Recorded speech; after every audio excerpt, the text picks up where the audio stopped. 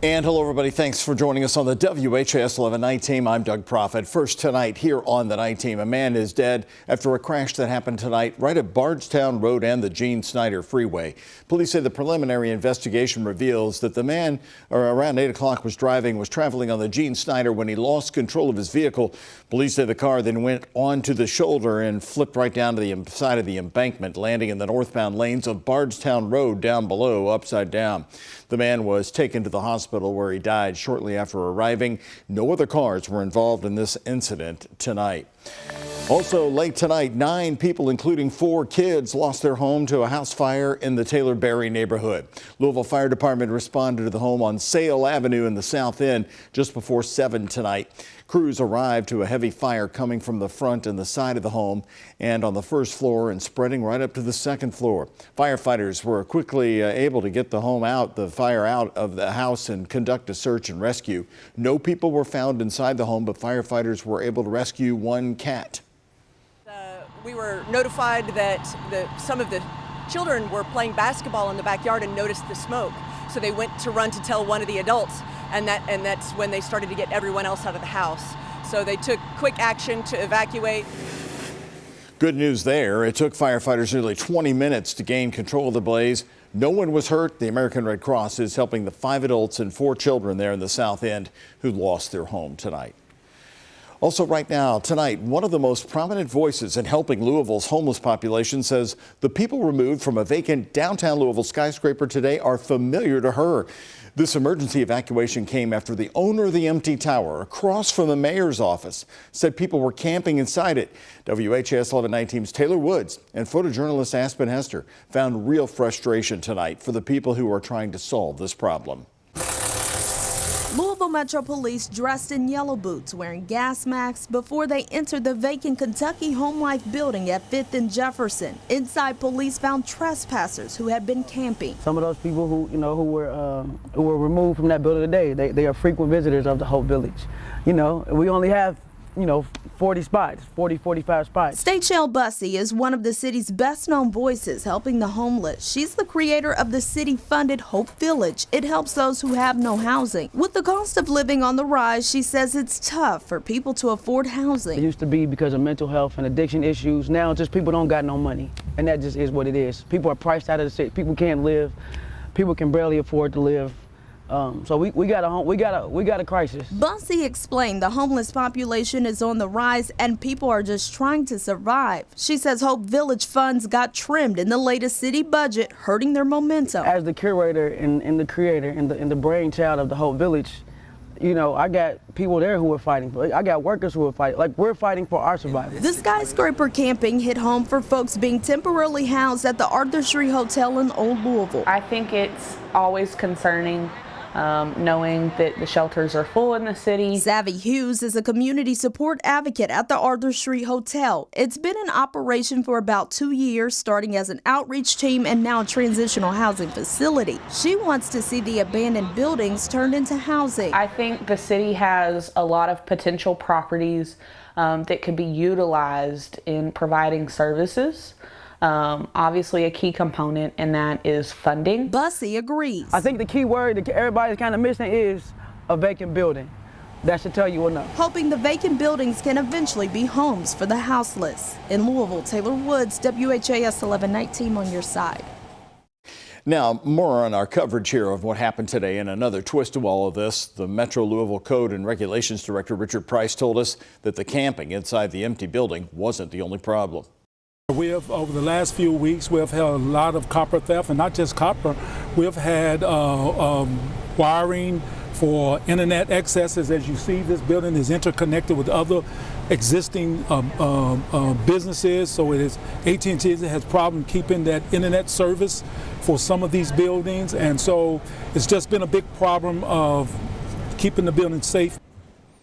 He also added that the camping created a fire hazard for the historic building that opened in 1912. Police say no one was injured or arrested today. The Metro Homeless Services Division provided referrals to the VA and addiction recovery centers. More local news tonight. A Louisville judge is continuing a case now against a man accused of breeding pit bulls in Louisville for dogfighting. Kareem Gardner's case will now head to a grand jury on allegations of dog fighting and animal cruelty. The case involves these dogs. The photos taken by Metro Police. LMPD's Animal Cruelty Unit presented evidence of dog fighting publications in Gardner's home as well, along with handwritten notes today. However, defense attorneys argued that there's no proof Gardner wrote those notes and that the publications were used to train dogs for shows. The Commonwealth jumped the gun. My client is a reputable dog breeder and enthusiast, and I think that's what the testimony here today showed. He also had treadmills in the basement. Treadmills are used to condition the dogs. He had spring poles, which are used when you're training the dog. He had a scale. Like I said, dog fights are similar to MMA fights, to where you have to weigh in at a certain weight. Gardner's out of jail on bond and is not allowed to own domestic animals while his case is ongoing. The case will go to the grand jury on August 12th. Also in court today, the man accused of harassing women in the downtown Louisville Hospital District in 2022, Antonio Coleman, was charged with rape. However, he was found incompetent to stand trial. Now he's been re-indicted on that 2022 rape charge as prosecutors say they have a witness who can prove Coleman is a danger to others. Today, defense attorneys argued that Coleman's bond should be lowered, saying the court cannot keep him in jail, knowing that he isn't competent to stand trial. But the judge disagreed and kept his bond at $50,000. Coleman is scheduled for another psychiatric evaluation next week. Right now, new on the night team, a new report shows firearms, overdoses, and physical abuse are some of the leading causes of death for children in Kentucky. A review panel set up to study child fatalities presented their findings for 2023 to lawmakers during a meeting yesterday. Now, the study found overdose deaths among Kentucky children are the highest since 2019. Trends in overdose rates show opiates like fentanyl are the most common substances found in overdoses among children, with marijuana following closely behind. Cases of physical abuse reported are also at the highest since 2018. Now, the panel found in nearly half the cases, the accused had a history of criminal activity. The panel has continued to advocate for full implementation of Family Recovery Court, that was formerly known as Family Drug Court. This assists families who are involved with the child welfare system due to substance abuse disorder, and offers phases of treatment, substance use treatment, parenting education, and family therapy, individual therapy, and life skills training. 10 children died from firearm-related injuries in 2022 in Kentucky. 4 of those were suicides. According to the panel, unsafe storage practices of weapons were noted in 83% of firearm cases reviewed by the panel.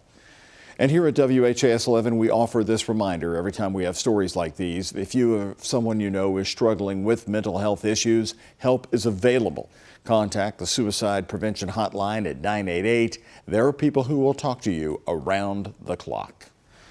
Another news story all new on the night team. Another well-known Kentucky celebrity is adding her name to the list of voices calling for President Joe Biden to drop out of the race for the White House. In an opinion piece for USA Today, UK grad Ashley Judd of the famed Kentucky Judd family calls on Biden to voluntarily, gracefully step aside so that his party can support a, quote, talented, robust Democrat, end quote. She is a longtime Biden supporter who says in the article many in her family are Donald Trump supporters.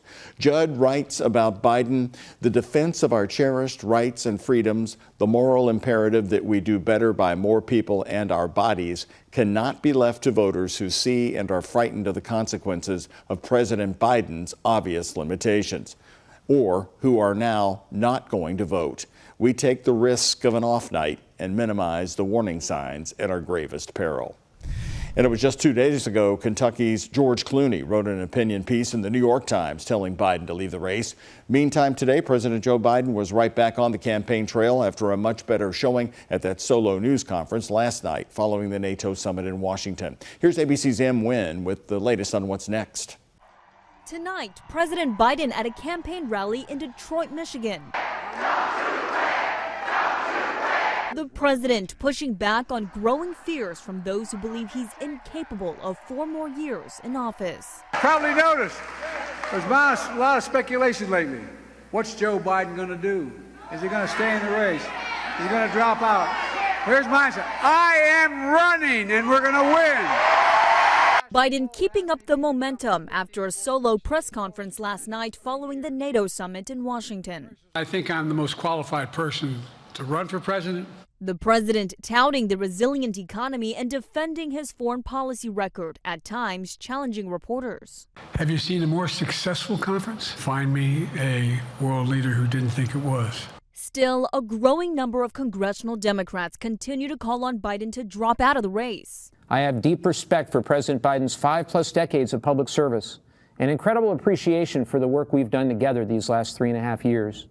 But I believe the time has come for President Biden to pass the torch. We're told that directly following the press conference, House Minority Leader Hakeem Jeffries met with the president. In a letter to colleagues, Jeffries says he expressed the full breadth of insight, heartfelt perspectives, and conclusions about the path forward that the caucus has shared. Jeffries did not say if he told Biden to remain in the race or drop out. Today, the president met with both the Congressional Hispanic and Asian Pacific American caucuses. This weekend, he's set to meet with the Progressive Caucus. M. Nguyen, ABC News, Washington.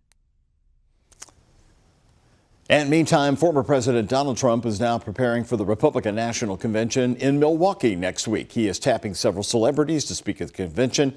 In recent months, Trump's campaign has been touting public support from celebrities and influencers as part of their attempt to attract support from voters. Expected to speak at the convention include reality TV star Savannah Chrisley, UFC President Dana White, and rapper and model Amber Rose. The Republican National Convention will start Monday and run through Thursday of next week. There, they plan to nominate Donald Trump as their candidate for president. A stunning end to a high-profile trial late today. It was breaking news about 6:30. A New Mexico judge throwing out the involuntary manslaughter case against the actor Alec Baldwin right in the middle of his trial. Today, the judge dismissed the case with prejudice. That means prosecutors cannot file it again. Baldwin is charged in connection to the deadly shooting that killed the cinematographer Helena Hutchins in October of 2021 on the set of his film called Rust. The decision was made based on misconduct of police and prosecutors who withheld key evidence, ammunition evidence, from the defense. Baldwin and other producers still face civil lawsuits from Hutchins' parents and sister.